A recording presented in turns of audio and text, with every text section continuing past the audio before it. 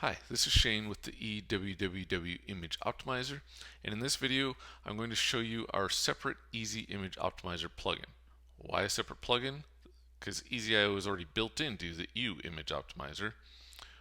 Well, the Easy Image Optimizer plugin only contains our EasyIO service and our lazy loader with auto scaling. It's also more frequently updated, so if you like to keep up with the latest changes, this is the plugin for you. So when we get here, it'll ask you if you want to enable the support beacon, allow, do not allow. It's totally up to you. It's a handy little beacon that shows up over here, gives you quick access to our support and our documentation. But once you're here, you just hit activate. Well, of course, you have to have a subscription, got to add your site to your account, and boom, this is it. So it has a few settings.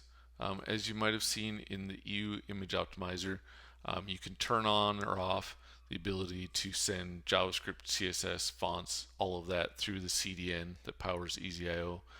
You can turn on and off premium compression. Note that that does disable WebP conversion as well, though. So if you really don't want a lot of compression, you can disable this sucker.